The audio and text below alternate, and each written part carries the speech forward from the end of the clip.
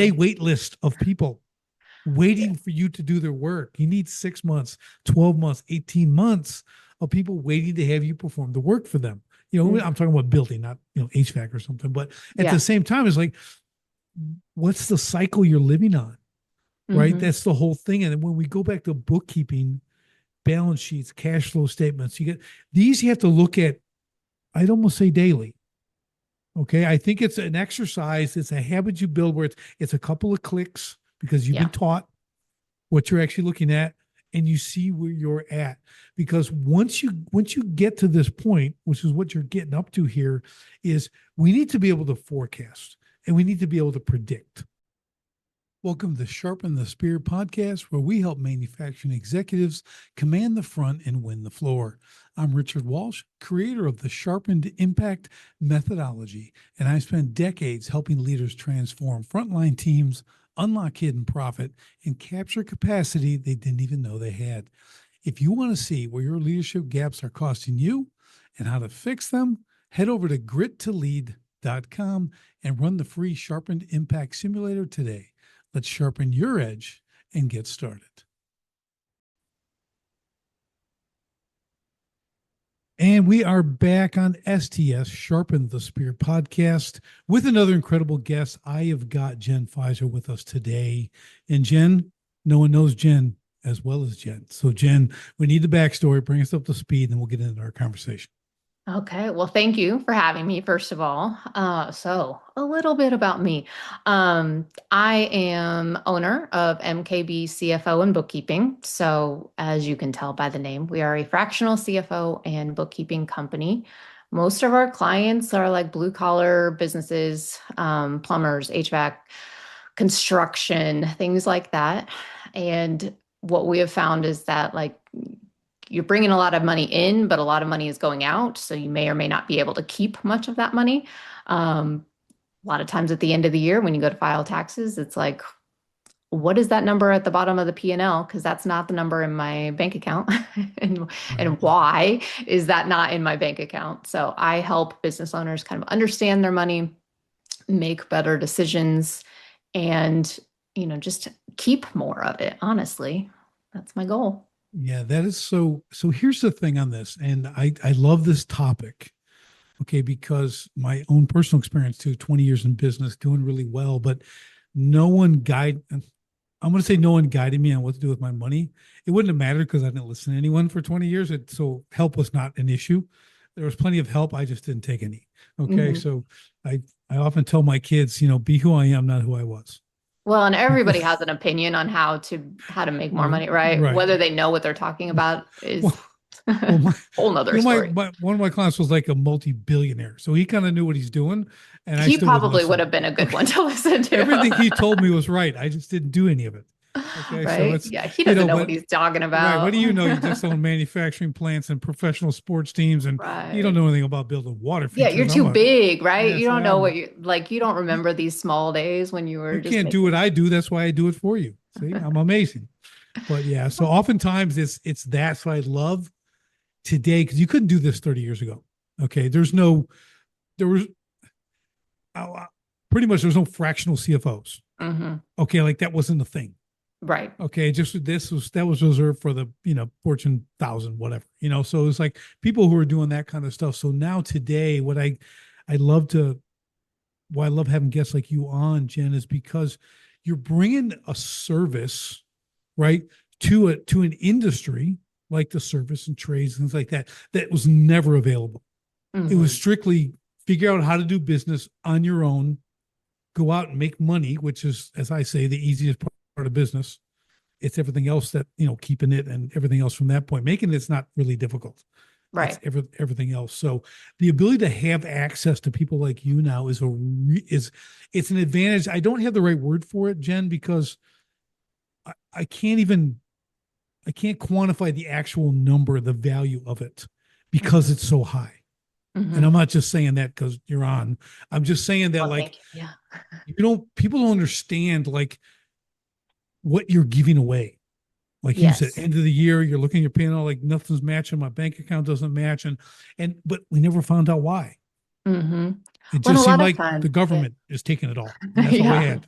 Yeah, like suddenly you have to write this big check to the government and you don't know where those funds are going to come from because that's not what's in your bank account, like we mentioned.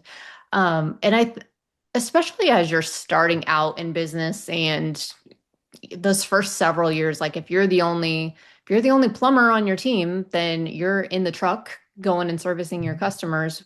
And then you're usually, you got your wife doing your books or your mom or, like somebody that Right. may or may not know what they're doing either, but they're the ones that are kind of just keeping track of where all your money is going. And I'm not saying that they can't do that. There's been Right. plenty of businesses Mhm. that have succeeded with that model, but if they are not interested or if they don't care about what's happening and they're just like recording it, then you're not actually getting very good value. And it's funny because like our money is one of the most important pieces of our business, right? Like you said, it can come in, but like making sure that you either get to pay the bills that you're supposed to be paying or like planning for the future so that you can make another hire or buy a truck, whatever it may be. Like you're just kind of flying blind. Most business owners are like, okay, well, I have this much in my bank account right now, so I can afford this or not. Like there's not really any, Mhm. foresight into the future as what's coming in, what bills might be due in the next week. You're just like, whatever today's bank balance is, that's what we're dealing with. So Yeah, that's where I it's come in and really, help. yeah, it's a real challenge. And here's the thing, like everything you just said, it's like SOP, man, in the Hmm. industry. Hmm. I'm 35 years. I've seen it for that long. Like I wrote my book, I do all this stuff because we're all making the same mistakes. Yeah. Okay, it's like there's something broken here, right? But it's the nature of the business Hmm. because we have no. If you're a public school person, you've gone through that like I did, a victim of the public school system. Okay, like there's no financial literacy. No. You don't know anything. Mm-mm. Like a kid can't even write a check today. Hmm. They don't even teach that anymore because it's just swipe your card, right? So it's like it and that, and there's a great thing I always use. It's called Parkinson's law. You're probably familiar with it. Hmm. Especially money. If you don't pay attention to it, if it doesn't have a place for it to go, it will evaporate. Hmm. And I'm a Faster living than you can even like. I am a living testament, okay, in seven figures, Yeah. okay, of stuff evaporating. So, it's really important that, and this is where you come in. I think this is where the highest value of a fractional CFO and bookkeeping comes in because there's strategy involved, right? There's an understanding of where things are going. There's placement. Okay, Hmm. there's an understanding. It's not, oh, let me turn in my taxes at the end of the year, my box of receipts and everything else, and see what happens. Because first you're kind of, I'd love you to break this down for me and just clarify what I'm going to try to get out of my mouth here. So you go to a CPA, and I try to tell people they're about compliance. Okay. Hmm. You need to understand, like, they're going to do things, put them in the right lines, in the right places, and make sure it's all done right. Their job is not really to save you money, No. and they're not tax strategists. They're not doing tax strategy. Totally different thing, right? They're not forecasting for you. They don't. It's just compliance. It's putting the right things in the right boxes and submitting it for you, so they don't go to jail and you possibly don't go to jail. Yes. Thank you for saying this because you actually 100% get it because that's one of those things too. Like everybody understands that they need to have a CPA to do their taxes. And I mean that I don't do taxes either, and I don't want to do taxes. But that's that thing. Like everybody thinks that a CFO and a CPA though are interchangeable, and they are absolutely not, right? Like what you just said. So a CPA is literally just making sure that you're not going to jail, that you are filing your taxes. Honestly, they don't really even care if you're profitable or not, right? Like they're That's just right. there to do the data Well, entry. And there's more to it than data entry, but they like, they right, tell you should lose money for the first 3 years. right, like, That's literally their mind. I'm like, well, you're fired. Okay, like, yes. don't ever talk to me like that. How Yeah. dare you? Like, who, And who thinks that's a good idea? and there's different level. Like some CPAs are really good at tax I know, strategy, can I know, help you I know. that. And some CPAs do have some skills as far as like helping you run your business better. But as a general consensus, like taxes and the compliance piece of it is exactly what they're doing. So But most people are going and they're like, my CPA isn't giving me any help as far as like how I should be running my business. Is my pricing correct? How much money do I need to make this month in order to be profitable? Like there's not any of that deeper work that's done, right? Like you might talk to your CPA if you're really good, you might talk to them 2 to 3 times per year, but a lot of Yeah. times it's like just send them an email in, February with all of your numbers and And then they write a big check. exactly. So I do all of those other things, right? Like I'm the one that's helping you figure out, all right, if you're pricing things at X, are you leaving any profit for yourself? Um, and that cash flow thing too, because sometimes you can be profitable, but you have no money ever, right? And Right. so it's like timing of your invoices and how are you getting deposits up front? Are you constantly having to front the money for all the materials that you need? Like all of these kind of strategies that help businesses be profitable, but also like keep the cash flow coming Cash flow. yeah, cash flow is king. It So, is. And it's so, I'm glad you said that. One of my, I'm a custom home builder, um, does beautiful work, but really we spent the last probably 4.5, 5 years, uh, doing all of this, right? Like getting like, what do you, where's your line on for replacement costs? You go, what do you mean? You're all like, what do you mean? Well, like, how many trucks you have? Okay, that's 32 tires. They wear out. Like mm-hmm. you're going to have to put new tires. Like, so we start going through all these things that like you have to put it in your pricing. And then you're Yeah, allocating and you start to put these in the right boxes, if you will, right? So that like when the time comes, it's planned. It's like, oh, I got to come up with $4,000 to change the tires on yeah, 3 trucks. You know what I mean? Like you have to. That's never going away, and it's those kind of things when you come in as a CFO, they're looking at this big picture. So it's time. Well, I say it's just time to play chess, not checkers. mm-hmm. Okay, you're playing checkers when you start because that's all you know, and it's easy, and you king me, and that's like Yeah. you got a big check, you got a big job that's getting kinged. Okay, that's it. Well, and when you're a one man show, generally it's a lot easier to manage that too, right? Like you're like, Absolutely. okay, this is my price. This is what I'm going to pay myself out of that. This is what the parts cost. Like it's pretty cut and dry. But then you add another person, or Mhm. you add some office staff, you add a customer service, like then once things start to get more complicated, it gets more complicated. And it's like, Yeah. I don't know how to do the math on these things Yeah. now. Like, Yeah, I think, and just to that point of the kind of the one man operation, a lot of times is the beginning. You still don't know. right. Like I guarantee you're leaking profit. You're Hmm. leaking profit. You don't have to do more, get more. You have to keep more, but that is not in your wheelhouse at that time. Right now, it's keep the head above water, get the next account, build a business. So like, there's this trade off. Like if in a perfect world, you'd have this all figured out before you launch, Oh yeah, but but nobody's nobody living in does. that. Yeah. There is no perfect world, so you're out. Okay, but the thing that I try to encourage people, a lot of my clients with, or people who will soon be my clients when they reach a certain level, is like you have to look at this earlier than later. Like Hmm. you need to set this time aside. I don't care if it's an hour a week. Like and be looking at this, understand because most of them don't know what a P&L is. They can't read it. Hmm. They understand like the three basic things on a P&L. Like these are really important. They're very easy to understand, but again, no one knows, and it's not their fault. Again, they haven't been taught. They don't know a direction to go, Hmm. right? Because when we talk about a fractional CFO or something like that, you're going to have to be at a certain level before you can bring someone on like that, right? So on that same topic, you also do bookkeeping.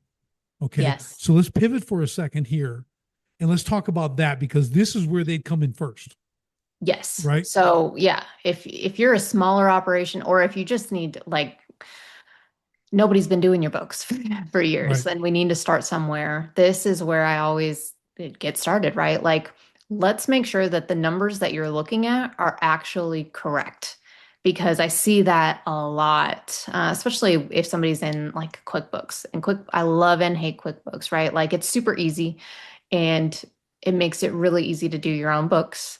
But that can be a major problem because if you don't know what you're doing, it's like the numbers that you're looking at aren't even correct. So on a profit and loss statement, I so first of all, the very top number general top line revenue. That's what everybody wants to talk about and wants to tell you what they're doing.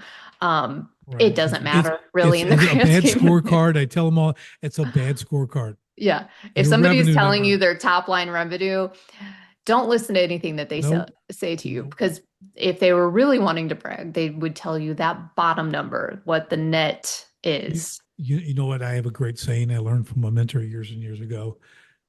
Gross revenue feeds the ego. Profit Mhm. feeds the family. Yep. You know, Absolutely. and if you could just take that from this whole, just live that, Mhm. it'll change your life. Absolutely. You'll see everything in a new light. Mhm. Okay. So, But I like to, so going back to the bookkeeping though, so if you're looking at your profit and loss statement, let's say you pull one and that bottom number, that profit or loss that you might be showing, like let's say that it shows $100,000 and you're like, where is that money? I have not gotten to keep a dime this year. So there are lots of things that come in as payments that may not show up on that profit and loss statement. So that's the number that you're going to have to pay taxes on generally, but it's probably not the number that you have like been able to put in your pocket. So if you have a equipment or truck loan, something like that's not even included on your profit and loss statement. So you mhm. might be looking at, $12 to $30,000 that you have just wiped out of that number. If you have taken any money as an owner's draw, that's also not included in that profit and loss. Those are all numbers that are on your balance sheet, things like that. So look at your balance sheet also and make sure that it's set up correctly. And a balance sheet is something that almost nobody ever looks at, because that's like the accountant cares about your balance sheet and the business owner doesn't, but it's just as important as your profit and loss, because it's kind of that like, husband and wife, you have two things. They're like they're partners in Mhm. telling you your financials. And then there's this like mysterious third report called your cash flow statement. Nobody ever looks at that, but that's like the bottom. Like your profit and loss is like this top snapshot, and then like the cash flow statement is page two. Nobody ever turns to page Yeah, two. they think the cash flow statement is their bank account. When they Yeah. look at the number in there, that's not your cash flow statement.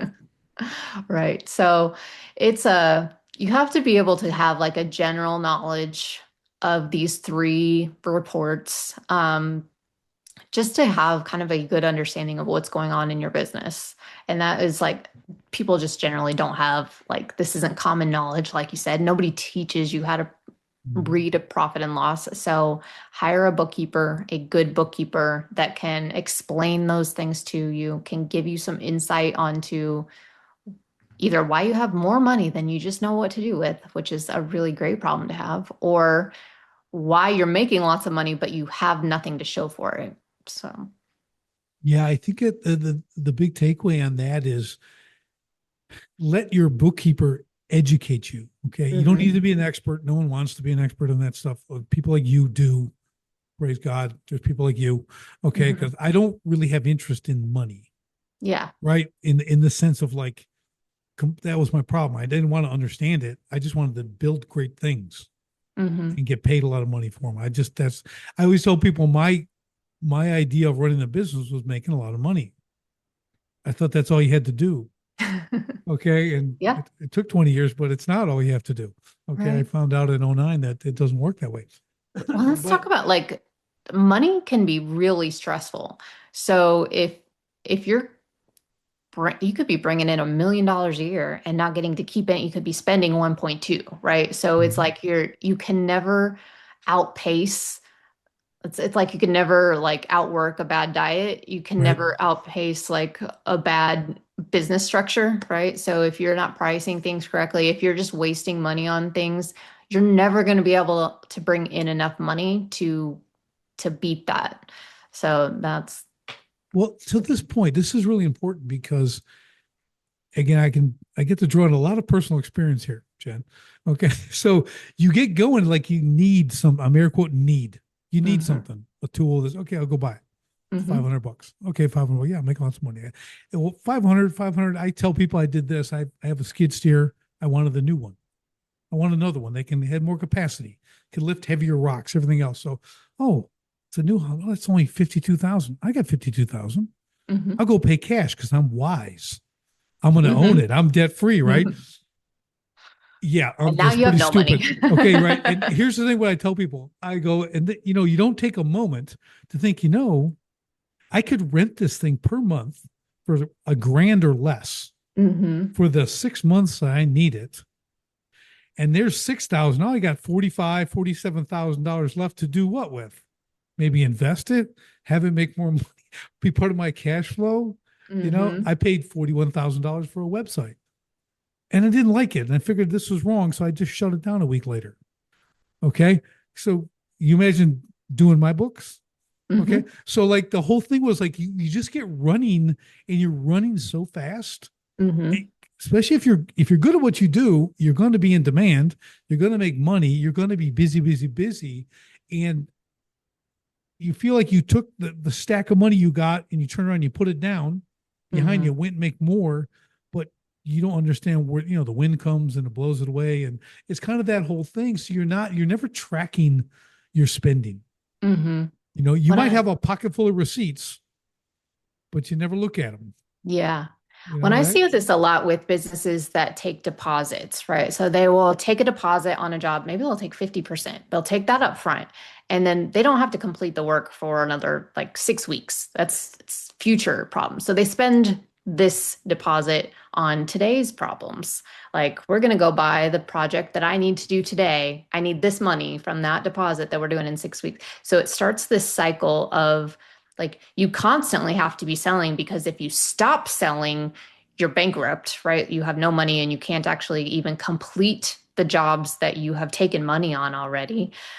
So it creates this stressful situation of like, you can't even take a week off, because if you take off that week and you're the person selling jobs, then how are we going to we're not going to have enough money to do these jobs that the guys are doing today. And then we're not going to have any weekends or work in 6 weeks to do because I didn't sell this week. So it like creates this like avalanche of problems too. Mhm. When you're not paying attention to your money, you're not paying attention to cash flow and future cash flow needs.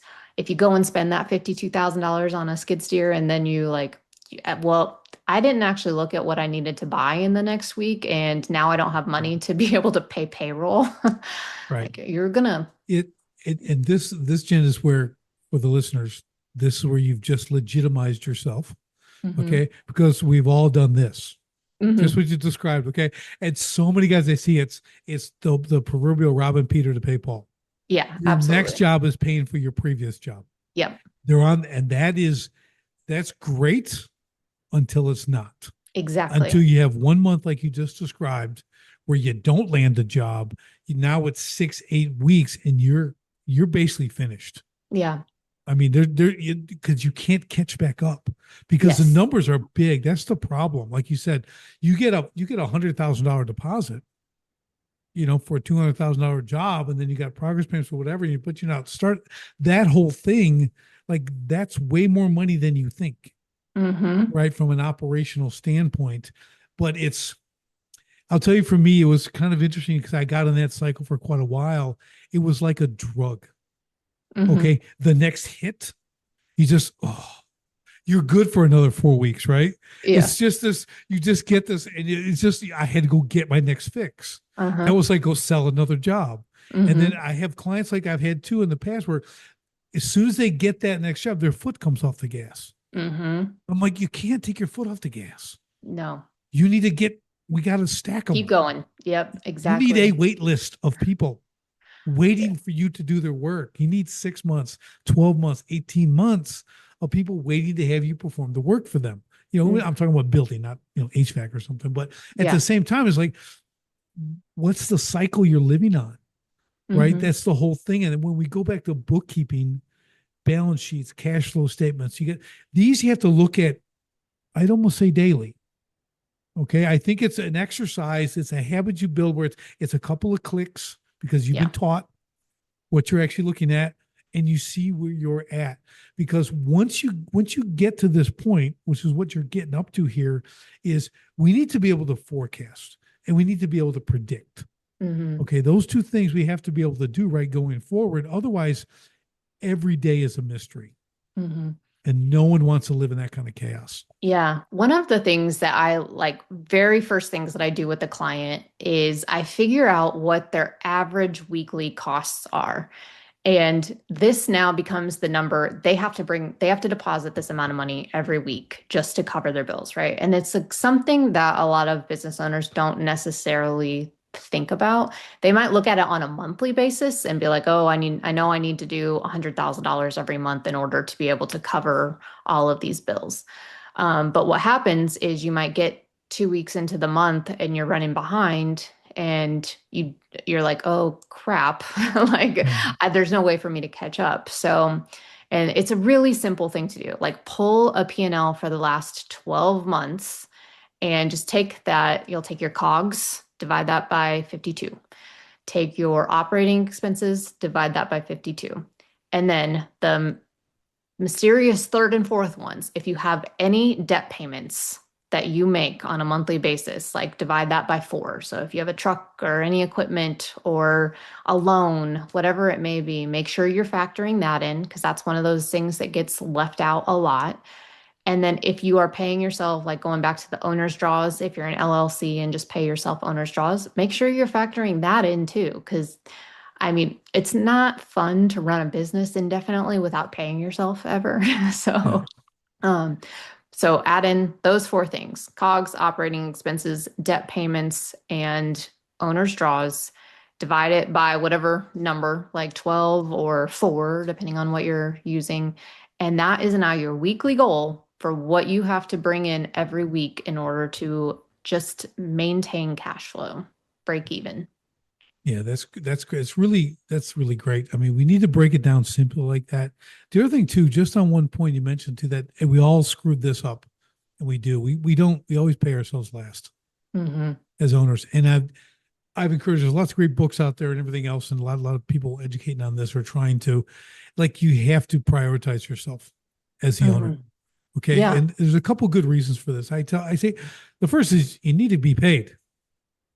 You Yeah, might you have can a only family that last want to so eat. long. Yeah, People got to eat. I got a family got to eat. I got a roof to pay exactly. for. I got whatever. But the real thing is like you'll never get to where you pay yourself Hmm. because you all of a sudden you'll hire someone. Now you have to pay them. Well, Yeah, they don't say. Then absolutely. it's 2 people and 5 people, and you're getting the crumbs from the table, your own table.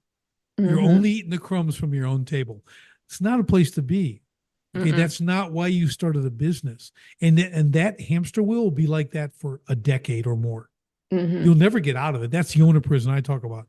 You're Yeah. stuck in that because you think you're growing a business, but just like we've said multiple times, like, well, where's the money? Hmm. You And know? that's, yeah, pay yourself also like what you're worth, right? Like if you are a plumber, make sure you are paying yourself like a plumber. Don't be paying yourself, 20 grand a year. You could go get a Yeah. job and have way less More. stress Right. and way more money. So, Yeah. Just yeah, and pay yourself like an owner of a plumbing company. yeah, that Try too. that's even better. But no, you're exactly right. I had a client for a little while. He had 12 employees. He's doing all this stuff, doing a couple million a year. And I'm like, and then things were kind of getting tight. I said, well, I can help you. Like you want to save some money here. Tell me if you got rid of 4 people, do you know who they would be? He goes, oh, absolutely. I mean, that fast. He knows who Hmm. he doesn't want on his team. I go, then get rid of them tomorrow.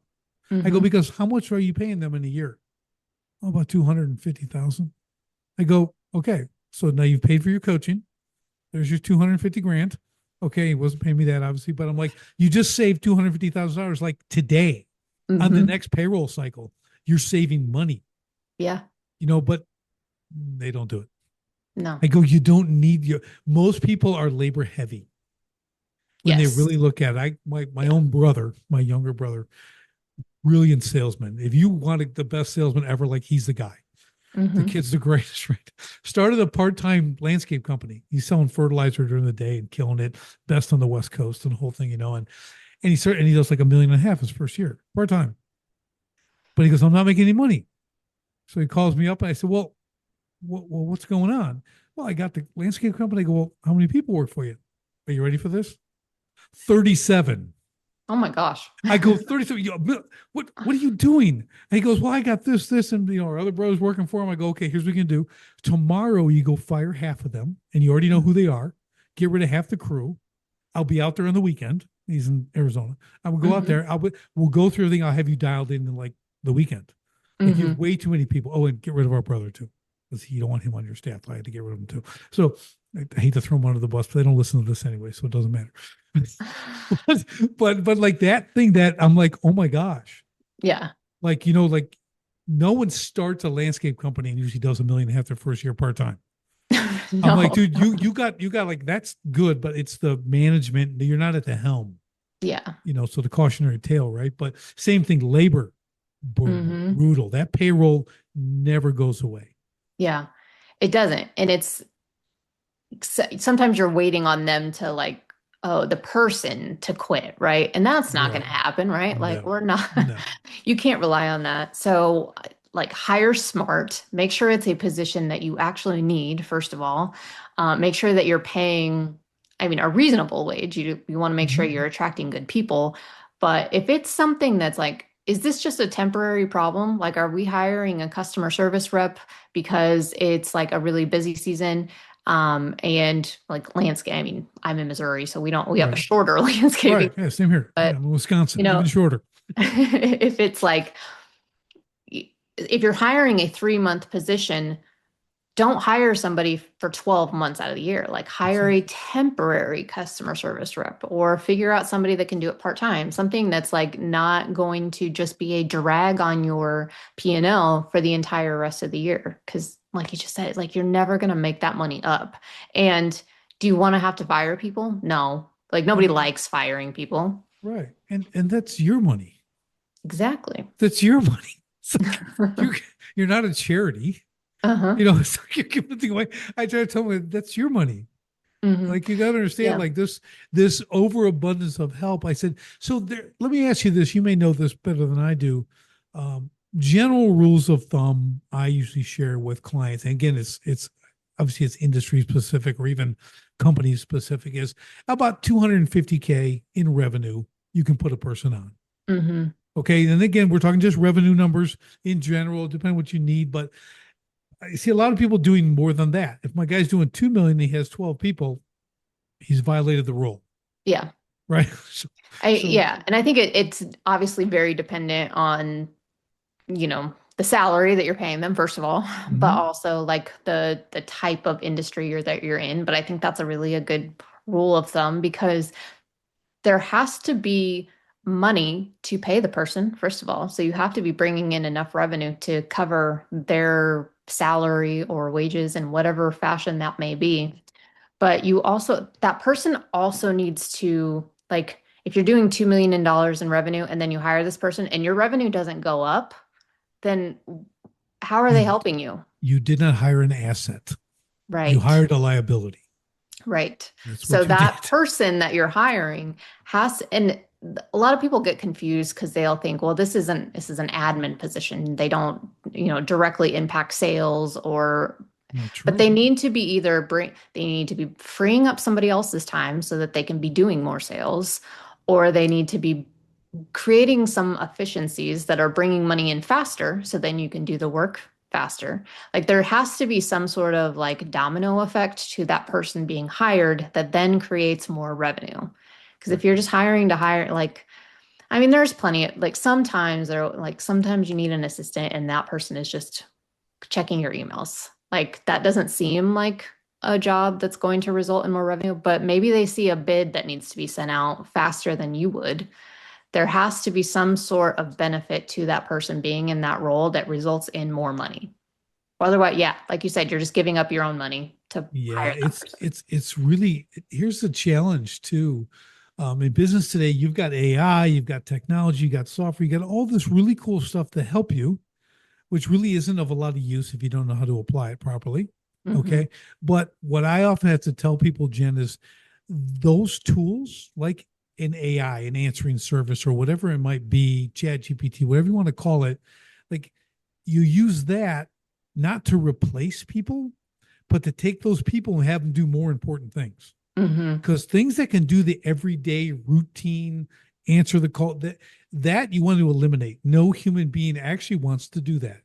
Right. Okay. And if you're able to free that up through automation, so I call it automate, delegate, or eliminate, those three Hmm. things. If you can automate that portion, now you take that same, you don't get rid of the person, you have them do bigger things. Yeah. You give them the And if greater that person's challenges, not capable of bigger things, then you don't need them. then you get rid of them. And then you Yeah. go find a person who is and bring them in because you already got the Okay. day-to-day, the routine stuff taken care of. So, but again, these are things when I think if you to tie this in, when you're looking at your numbers, okay, like you can quantify this stuff and you Hmm. can allocate for it, right? But you have to kind of understand the process of getting through this. Is that something that you see often, like as a CFO, a fractional CFO? I know it's what's really cool about it. It's kind of like when I coach people, I can come in and see everything wrong in a heartbeat. Hmm. Okay. Because there's no emotional attachment. Right. I didn't build this. This is not mine, but Yeah. I'm just here to fix the problem. I Yeah. didn't create it. I'm here to fix it. I see it. There it is. You probably do the same thing, right? You can come in, we all have to do it in a way where they don't throw us out, but we have to be kind and say like, well, here's the issues, right? So Hmm. is that kind of where you see yourself when you get in as a fractional CFO?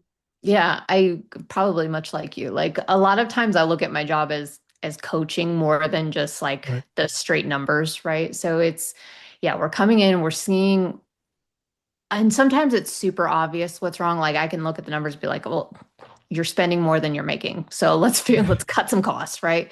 Yes. But other times there's more nuance to it and there may be reasons that people are doing. So sometimes you have to like peel back those layers on why the owners are doing things the way that they are and understanding their personality. And sometimes it's like figuring out what motivates them too, because some people will own a business and they don't care about money, which is an odd thing, but it does happen a lot. And so they'll be, it's like telling them they need to come in, that they need to fire half their staff is like I would be the one that would be fired if I Right. came in and told some people that. Right. And it's because they care more about their people that are working there than they do the health of the business, really. So I'm not saying that we don't eventually get to that solution, but kind of knowing the personality and the goals of the business and what they're trying to accomplish and why they want to accomplish that. Like those are kind of the things that I do overarching first month. I'm really diving into like, Good. yeah, I understand the business. I know what you need to fix, but like how can I deliver this information in a way that they're going to take it? There you go. That And is does it so important. That's so Mhm. important because I'm I'm pretty no fluff and I'm kind of a reality guy. So Mhm. I just don't because the biggest problem in the business is the owner. Yeah. I go that, but I can't start there Yeah. because because like you said, you'd be fired. They'll just tell you to get out or she, Right. right?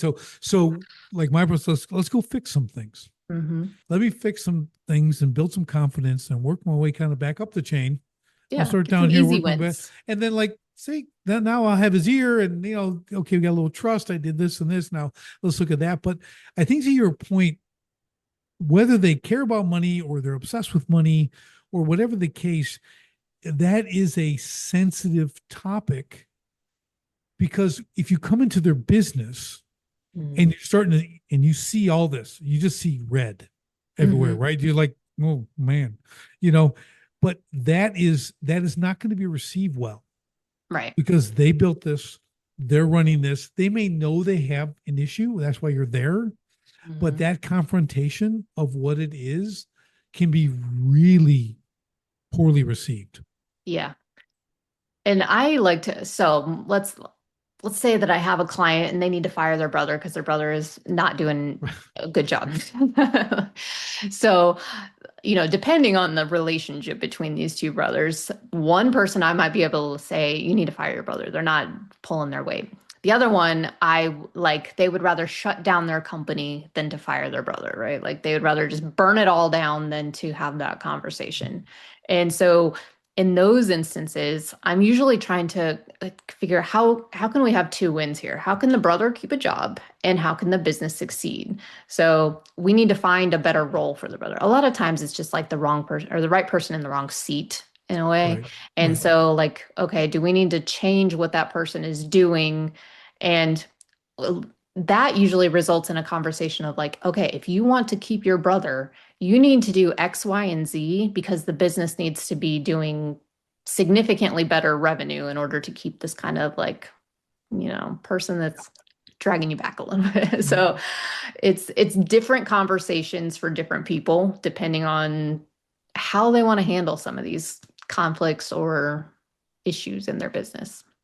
Yeah, that's a good point. So this is where it comes down to like coaching and helping people and all that kind of stuff is it's a service business. Okay. Mm-hmm. You're a service business. I'm a service business, which means you're dealing with people. Mm-hmm. Okay. It's not transactional. It's not, hey, I do this and you do that. It doesn't really work that way. Um, that's why I love our conversation so far because when I said is you've legitimized who you are in the space because you know all the stuff. Mm-hmm. There's people who are out trying to do what we do and they don't know anything. I'm just Yeah. saying. Okay, it's a crowded space. Somebody could be like, have you ever run a business? No, Mm-hmm. what you're a business. Okay. Well, then we have to start at a different place. But to understand that and knowing that when you come in, and this is also for the listeners when they're thinking, okay, it's time I get someone to help me, right? And bring someone in. Like it's great to hear this side, Mm-hmm. right? Because if they've been exposed to it, not affecting them personally, but they know if they go down this road, they have different expectations now. Mm-hmm. Because a lot of them think you're going to come and do everything. No. Yeah, okay, amen, right? So Yeah. let's talk about for a second because Yeah. I've recently had this conversation. Like, I'm not your employee. Yeah. Okay. I'm here to advise. We're consulting. We're giving I can give you marching orders. Mm-hmm. I'm a coach. Tell me how many plays you see the coach run in a football game, Mm-hmm. like on the field. Yeah. You're not going to see him do Zero. that. Okay. Yeah, that And number is zero. this kind of goes back to, so my cash flow, that projection, like you need to bring in X amount of dollars per week to cover your expenses. That's me telling you what play to, like, this is what you need to bring in. This needs to be the result that you're doing. It's up to you to figure out how we're going to do that.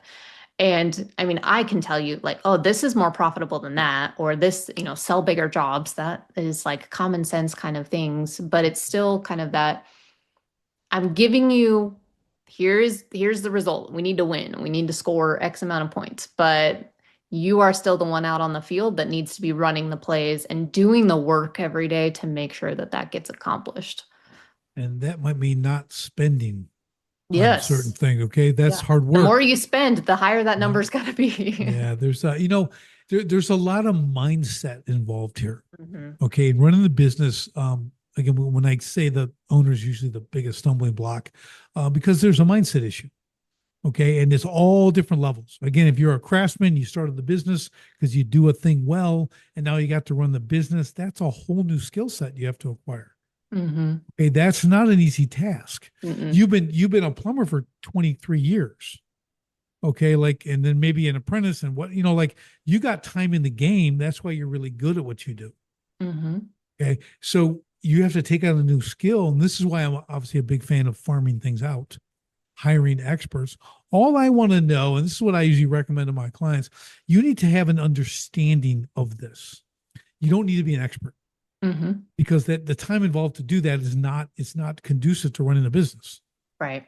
right? And having a family or anything else that you want to do in your life, right? So you bring those people in, but when you understand it, it it narrows your selection of the proper person to help you because you have a simple sniff test.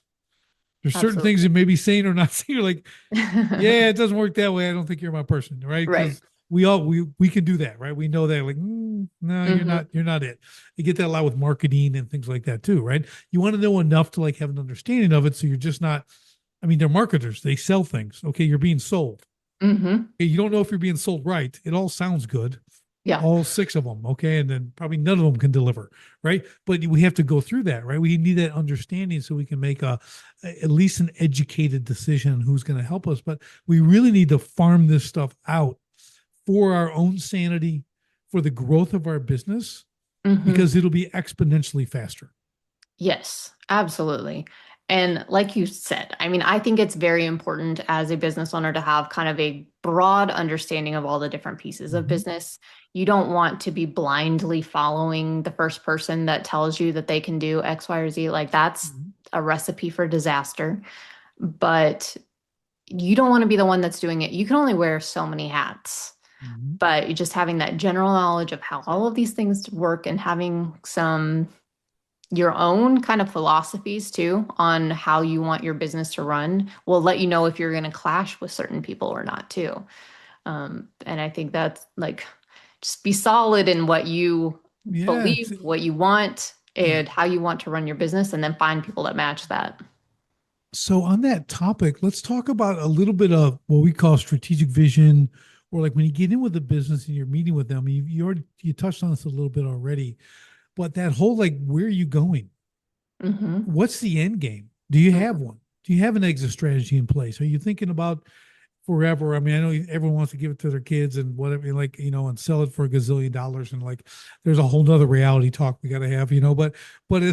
it's like I think you kind of got to get to there somewhere, right? In order to really help them, especially as the fractional CFO. Like if you Hmm. don't understand the kind of the end game, Yeah.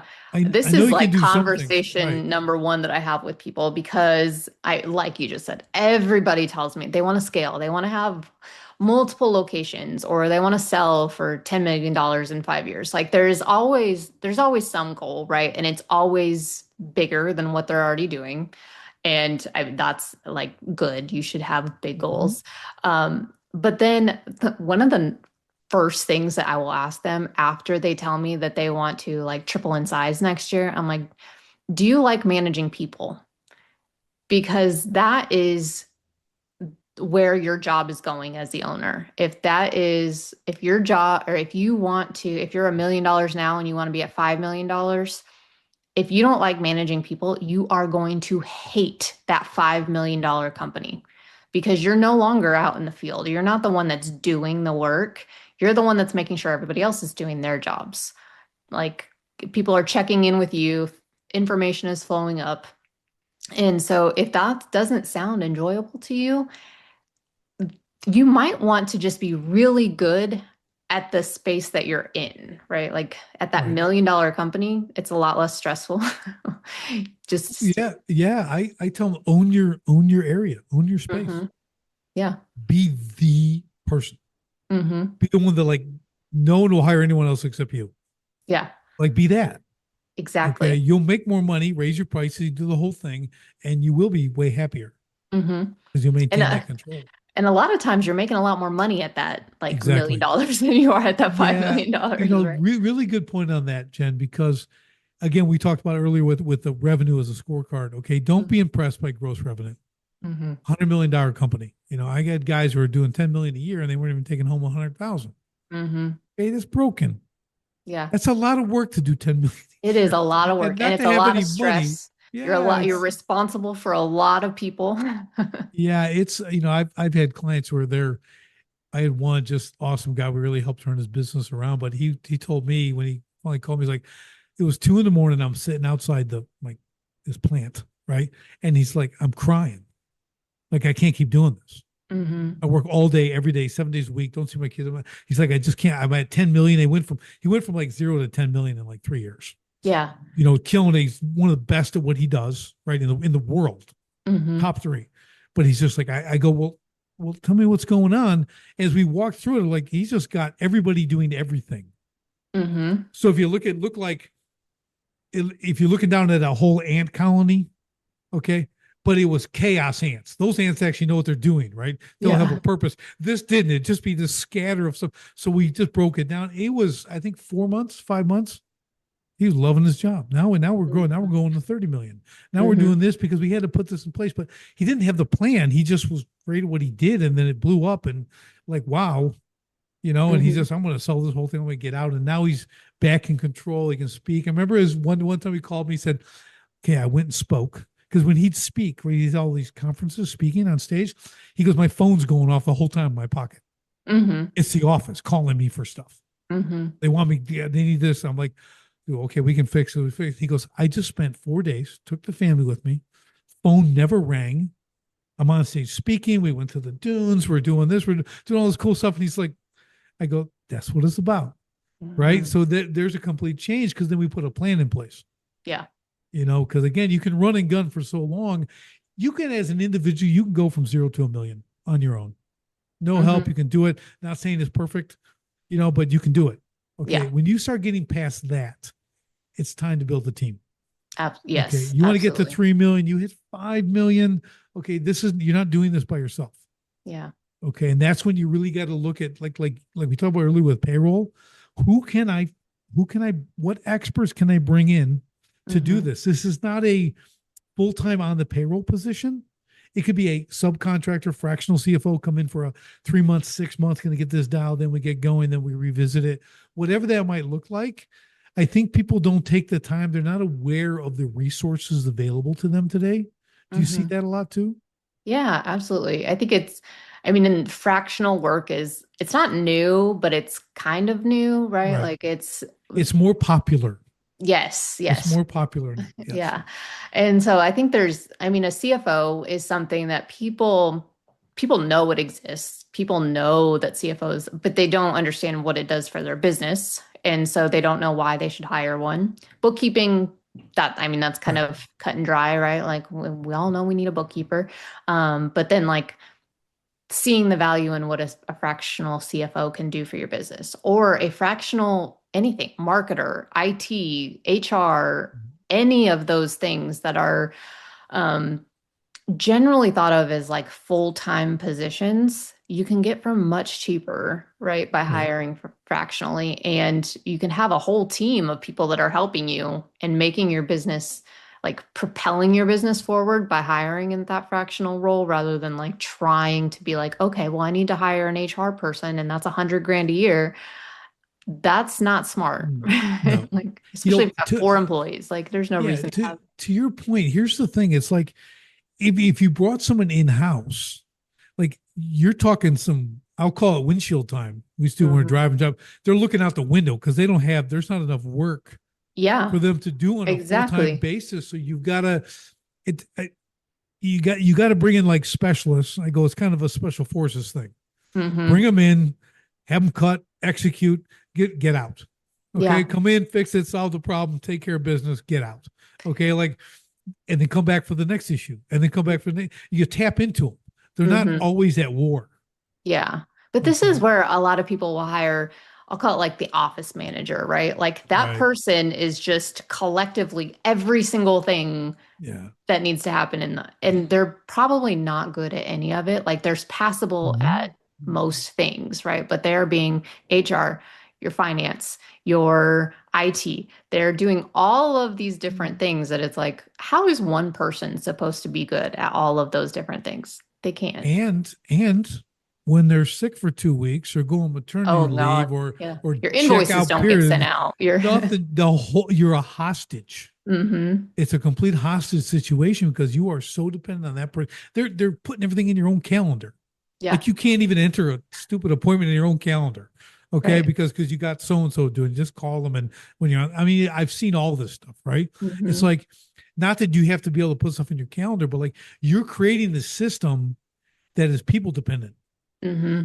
and that's and we all need people, but not like that.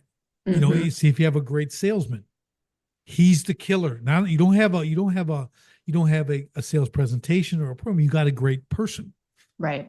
My brother would be, he's out selling, but you Hmm. can't duplicate that person. Right.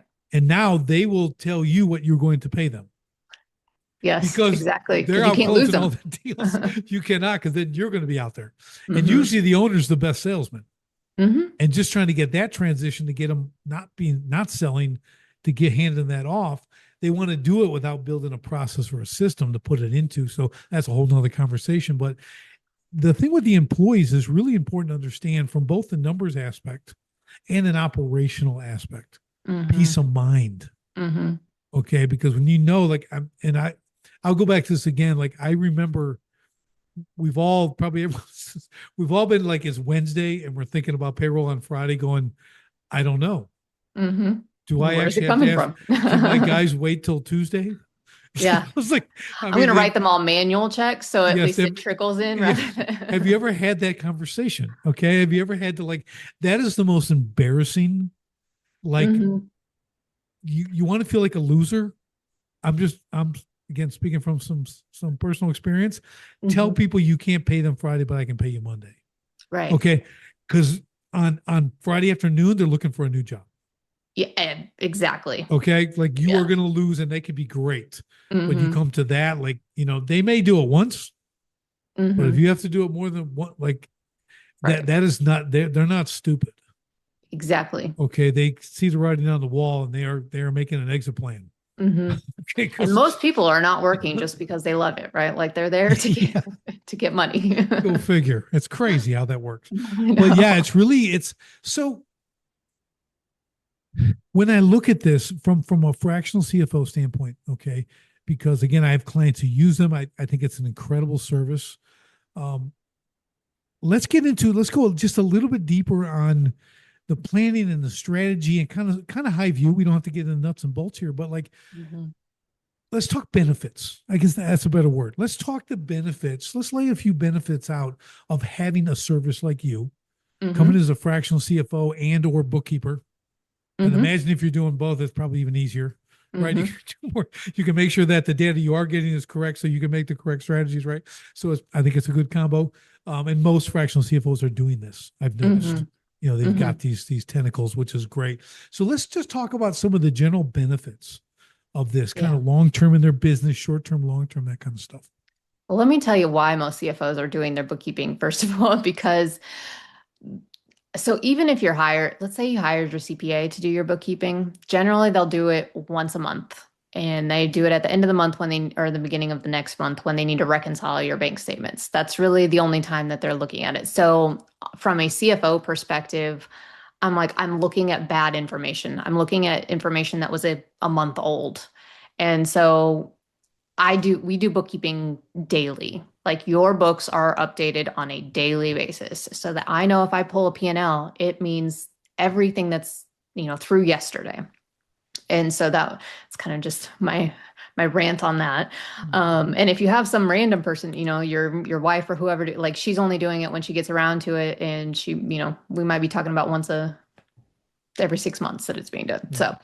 Right. So from a benefits perspective, the number one thing that I tell people is like it's my job to make sure that I'm basically paying for myself too. Right? I should either save you money or make you money to cover my fee. And if I can't do that, then this isn't. I'm not doing my job, or you're not listening to me. One of the two.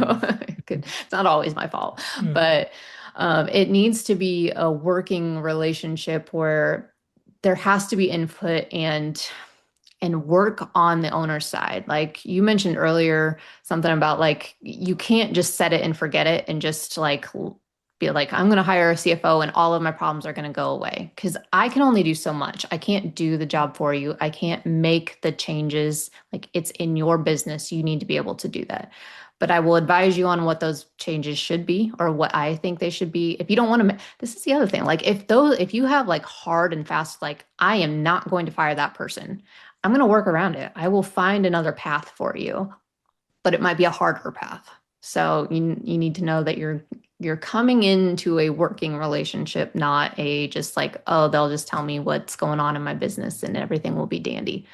Um, but benefit wise, I work a lot with people on hiring, when they should hire, if they can afford to hire, who they should hire. One example I love to give is about 6 months ago, I had a new client come in, and his right off the bat, he was like, "I need to hire a salesperson. I'm drowning in sales calls." And I was like, "Okay, that's great. I agree. You need a salesperson because I don't think you should be doing all the sales calls, but." He still wanted to do sales. So he was basically hiring like a secondary person. Right. They only had one crew. And they were already booked out like 6 weeks. And so if they hired another salesperson, I'm like, you're going to be so far booked out that you're going to start losing jobs. People are not going to wait for this particular service for 3 or 4 months. So I was like, we need to hire a whole new crew and get them trained. And that takes like 3 to 6 months to get a new crew trained. So I was like, first step, which was completely backwards. He thought he needed to hire a salesperson and then hire the crew. And I'm like, you can't do the work that you would be bringing in. So anyway, example of one of the like we flipping your thinking on. Yeah, and I really like that example because it is a common misnomer, right? It's everyone's like, I got to get more sales. I'm like, what you can't handle it. Yeah. And if you're excellent at what you do and you have a crew and like excellent at what they do, okay, that's not snap your fingers and it's duplicated. If you No. get the other salesman and not another crew and you double revenue, your excellent crew is not going to be excellent anymore because they're going to be under time constraints and you're going to push and push and push, or you're going to hire someone as an afterthought. Now they're learning on the job, screwing everything up. Now your margins are in the tank. Yeah. Okay. Because you've had to fix everything and go back there 3 times or whatever, whatever you pick the scenario. I think it's really important to understand. And then you got to go, because there's 2 things you can address this as well, but there's growth and there's scaling. Okay. And I think people don't understand the definitions anymore. I want to scale. I go, well, you need to grow. Well, that's what I said. No, that's not what growth is expensive. Yes. And you just gave a perfect example. You got to hire and train a new crew. It's going to be 3 to 6 months. Yeah. Do you have that investment? Right. Are So these you have to have workers? that money. Yeah. Yeah, you got to have this money for that because they're not going to be assets until they're fully trained at 3 to 6 month mark. They're not going to be an asset till then. So you've got your liability aspect, but you really got to understand growth is expensive. Scaling, you have things in place, and now your capacity, you can take on greater capacity. That's less expensive. You can do that kind of stuff. So I always kind of start there with people so they understand, like, because it matters. I know people think it's the same thing. It's not. Yeah. And when you speak in those terms, and you laid it out really well, because that kind of advice people need to, like, they just think it's about numbers, and they're not really looking at the consequences. Right. Yeah. They're like, oh, if I hire another salesperson, I can do however much more revenue. But if you can't actually service that revenue, you're going to lose it. Or like you said, you're going to be doing crappy work and then you're going to lose it because you're going to hurt your reputation. Exactly. I mean, it could sink your business. And like the important part of that, and you said this, right? Like you have to have the money to be able to grow. So if you are trying to grow and you already are cash flow strapped, like it's going to be very tough, because you're not every hire that you like. Hires very rarely are going to be able to come in on day one and make a difference. There's going to be that lag time on when that person is producing. So, because they either need to learn the job in general, or they need to learn how you're doing it or your systems. Even if it's somebody that, go back to the plumber example, you're hiring a plumber, they know what they're doing, but don't send them out on day one completely by themselves.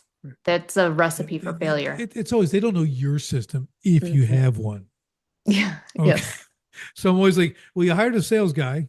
I had a client doing this. Everyone you're hiring for, you have nothing. Literally hired a virtual assistant to answer the phones, and then got very upset a week later that she wasn't doing this. I'm like, yes. What'd you give her? What do you mean? Did you even tell her how to answer the phone? Well, yeah, I told her. I go, you just like told her once? Nothing written? No script? Yeah. No, and this is what I mean about the work. You can't just hire someone and expect them to figure it out. Yes. Like you hire a sales guy with no sales system. Or if you need to have your expectation brought down a little bit, right? Like you may be hiring a salesperson knowing that there's no processes, but understand that they're not going to be bringing in the amount of revenue that you think that they are right off the bat. They have to build out all of the systems for you. Which means they're not going to stay because they're not making any money. Yeah. And very few people actually like going into that position either. No one wants to build your sales system. A salesman wants to come and win. Exactly. He wants to come and close deals. Yeah. And make commission and happy day. Yeah. Okay. I can still great, but if I got to build this. Yeah. Salespeople are very money driven, and they should be. be. Yeah, Like they're up. that's Yep. Yep. that's what you want them to be. Exactly. But But they're not there to build your business. mhm, They're there to sell, exactly. which in turn, Yeah. I guess, builds your business, but not if you don't have everything in place. So they got to work. So great takeaway. All right. Give us one more. Oh gosh. One more, All right. Benny. So let's go back to the cash flow. I keep you out of trouble as much as I can, right? Like I am projecting out 13 weeks at least at a time, how much cash you need. I'm telling you on a weekly basis how much money you need to be bringing in. But I'm also keep factoring in if you are telling me that you want to grow or that you want to buy something, I'm helping make that decision, but also timing it right so that it doesn't tank your business, so that you are not buying, like don't buy things when you don't have the money for them. That seems like common knowledge, but But it's not. it's not. Yeah. Like, and if there's the other thing is like seasonality. A lot of business owners are a lot of businesses are seasonal, and you may or may not realize it. But I will look at past history and be like, okay, every November you have crappy sales. And if you're not tracking that on a regular basis, you might somewhat think like, oh yeah, it kind of slows down around the holidays or whatever. But if I'm telling you, okay, you actually are like, $100,000 less than you normally are per month, and you can't like your expenses are more than that. Your expenses are what more than normal. I will help you prepare for that in ways like Right. we'll be setting some money back so that you're not having to go get an MCA loan because suddenly you can't make payroll tomorrow. Like there's some pre-planning into when these cash flow needs happen so that it keeps you out of stickier situations. Yeah. I think I mean, I think um, make it really good, it's financial. I want to say, I don't want to say, I just lost the word. See, I was trying to describe the word with the word and I couldn't describe the word. It's like, it's the financial forecasting, right? We have to be looking out. So I have a really good client, manufacturing business, and he saw a 30% dip, right? Really watches his numbers. He's Mm-hmm. like, okay. And no one's talking about the economy going down. Mm-hmm. Okay. And he's seeing this on his radar. So because he knew that, okay, he said, well, how do you do it? You can't just make people buy more, Mm-hmm. right? So he came up with almost like another arm of the company. He got new, we'll call them distributors. Mm-hmm. Okay, people who do like, and now they do garage floor epoxy coatings, right? He does garage cabinets, beautiful stuff, right? Mm-hmm. He put it open. They could be a distributor of his thing. Now they can do the floor, upsell cabinets, Mm-hmm. 5 grand, 10 grand. They lined up. He got like Mm-hmm. 100 people want to be in there, and he made up that difference because now through the volume, right Mm-hmm. now you get now you got 100 new salespeople. Mm-hmm. Okay, and he managed that because he watched it and he sees it. Yeah. And you're painting, like you said, that everyday thing you talked about. Like you look at this stuff every day. Again, if you're not overly concerned about money, that seems like a lot. But I'd rather have someone doing that. I may Well, and not you can want to. react. Yeah, you can That's react it. so That's much it. faster. And Yeah. maybe not even react, but you can like proactively Right. make changes instead of like what usually people are doing is like they'll have several bad months in a row before they're like, what's going on? Why am I having problems? And it's Right. you may be in too deep of a hole to be able to pull yourself out at that point. Yeah. So you don't You got to have the be able to cash to be pivot. able to start a new business line. Yeah, it's the small pivots you're going to make. And guess what? That's business. Mm-hmm. That's not once every 5 years. Yeah. Okay. That's ongoing. Mm-hmm. There's constant, I do a lot of, I was a boxer. Okay. So I was a real good Yeah. boxer. Like I said, it's like pivoting. Pivoting is like this. Okay. If I change my angle 3 inches, I'm working with my son the other day, right? Boxing, something like, if I turn 3 inches, you're in a bad place. You're Mm-hmm. squared off now, and I'm going to take, so like you got to go with me. You got to pivot here, got to pivot there. Like they're little things Mm-hmm. that go on constantly Yeah. during the fight, And they can right? be very small changes, right? Mhm. Like a couple weeks ago, my advice to like one of my clients, they had so much work coming in. He was just like, the guys can work as many hours as they want, like which overtime then, right? And then they had a couple of like slower weeks sales wise. So I was like, just limit them. They can only work 40 this week, right? Like that's a small change that made just enough difference Mhm. to get them through to the next week. And then it was like, unleash the hounds again. Like they can work as many Right. hours as they want. I see that with my people too. He goes, we're going to do overtime this week, 1 hour. Mm-hmm. So we're usually done at 2:30. Everyone's working until 3:30 for the week. Yeah. Now there's 35 guys on the floor. That's 35 hours a day. Mm-hmm. So from an ownership standpoint, it's time and a half, 35 a Yeah. day That's a for lot of 5 days, numbers. right? So, but they have to catch up because of Yeah. orders and everything else, and then they're back to normal hours. Mm-hmm. So it's the bit because he's watching his numbers constantly, Yes. right? They get what's going on. That's why this is such a big takeaway. If you can, it, the difficulty, Jen, is that again when you're doing so many things in the business, this is one of those things that's hard to look at Mm-hmm. because you have all these other urgent things to do, and you feel like if sales are being made, there's money, Yeah. right? And so this is going to go back to a benefit of hiring out someone like a fractional CFO like you, right? Mm-hmm. They're doing that for you, Mm-hmm. okay? With like, it's like their gig. Yeah. It's not casual. It's not the office manager looking at it, right? Yeah. It's like the professional who's now going to give you the advice, put in the strategy. Here's what we're doing. Here's what we're planning for. I've seen, and I'm doing a quick recap here. I've seen the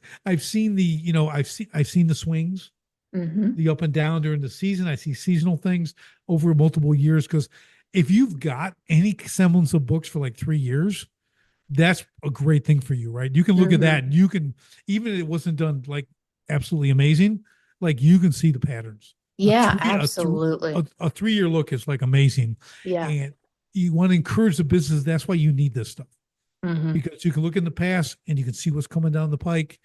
Think of the control you now have, Mm-hmm. and the relief of stress on this stuff because you Mm-hmm. can put it in place. Because, like you said, if you look 3 months later and you've been down the last 3 months in a row, you're in a really bad place. The next Mm-hmm. 6, 8, 12 months is going to be really bad. Yeah. Yeah. Yeah. And I think like there's somebody else too that's like looking at the numbers to be able to pick out things like, and I work with a ton of clients, right? Like I Mhm. am looking at, I'm not just an expert in your business. Like I'm seeing 10 businesses where I Mhm. can be like, okay, this is happening here and here and here. This must be trending, right? Like I'm able to put Patterns. together that Yeah. information much faster than you would be working in your single business. Right. And so it's helpful, like if I'm looking at your books and I'm like, okay, well, this client over here, their COGS have been inching up like 1% every 3 months or something like that. Mhm. Like, and it's usually not massive swings, right? We're Right. looking for small increments. And I'm like, that's happening. They need to up their prices. Like I can tell Yep. you things faster than if you're like, you might be a year into it and you're like, wow, we paid way more in our materials this year. Right. I need to raise my prices for next year when Right. really we should have done it like 9 months ago. Yeah. You're a year behind. Yeah. You're a year behind. You've lost a year's worth of, income. Hmm. Yeah. Because of that. But that's, yeah, you're exactly. It's like the thing that you just said with your all these businesses, you have a greater pulse on the economy than an Hmm. individual business owner. Hmm. Like I said, when you see those trends, that's kind of cool. Yeah.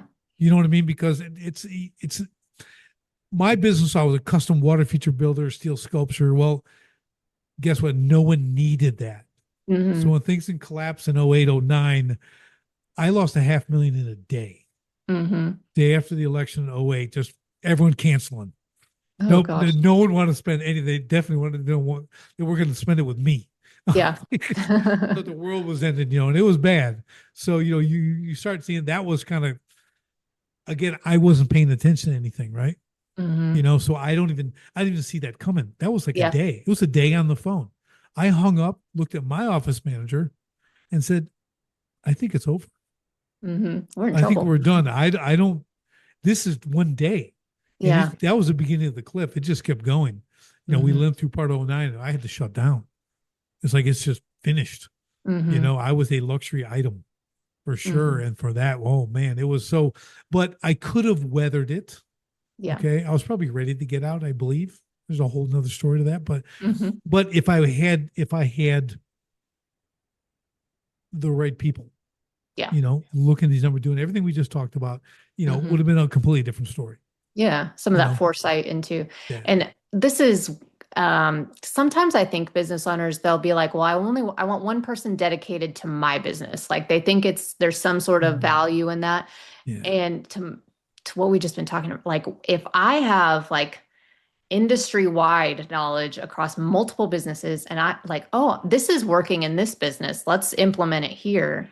It's so much faster. It's so much more successful for more people if we can kind of take that collective knowledge rather than be like, oh, I don't want any competition. Like this person has to be solely dedicated to me. yeah, yeah. That's a really, really good point, because it's just, I want to monopolize this one. Again, it's like having in-house. I go, you don't have enough work for one person. Hmm. You're doing 1.5 million. You're doing 3 million, 5 million. I go, but I don't mean this as a dig, but like that doesn't warrant that kind of Hmm. attention.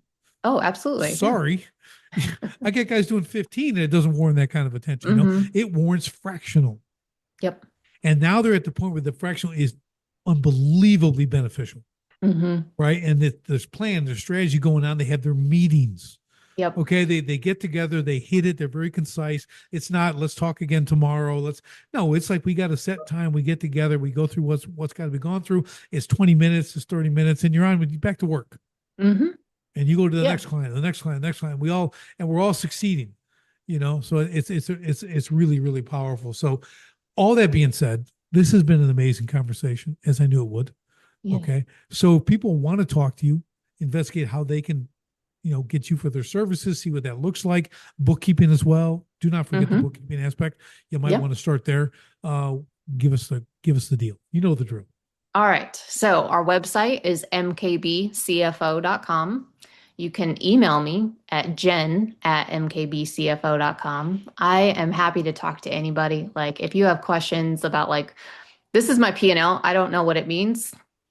I'll send you some some advice on what's Share going your on. screen. We'll share Yeah. screens. Yeah. So I'm always more than happy to help. I love talking people through, especially those beginning stages when you're like, I don't even know what I'm looking at. Help me. Yeah. Like Yeah. those are fun. Yeah. This is, and I love experts, passionate experts. Hmm. I mean, people are into what they do Yeah. as a service, it's really good. There's a lot of miserable people out there who are doing things they don't love to do. So when you get someone who it's their thing, I love it. And I love to promote it. And I like people to get, because they're going to be so much more energetic for your cause than you probably will be in this area, right? Oh If it's yeah. already a hard thing. So it's just Yeah. just another great thing. And Jen, this has been awesome. This has really been Yes. awesome. I I've appreciate it all enjoyed the it. time. See, we made talking money fun. See, Exactly. It that is was fun. enjoyable. It is fun, because you can do things with money. You know what they say? Money doesn't solve all the problems, but it does solve the problem of not having money. It does. It makes your life a lot easier when That's you got right. And money. when you're managing and know where it's coming and where it's going, life Hmm. gets a lot better. I assure you. So, with that being said, thanks again for the time, Jen. This has been fantastic. And for everybody else, we'll see you on the next STS podcast. Thanks for joining me on the Sharpen the Spear podcast. If you're a manufacturing executive and you're serious about unlocking hidden profit, improving frontline leadership, and taking control of your floor, go to grit2lead.com right now. Run the free Sharpened Impact Simulator and discover your biggest opportunities are hiding. Don't leave millions on the table. Sharpen your spear, lead from the front, and win the floor. Until next time, stay sharp.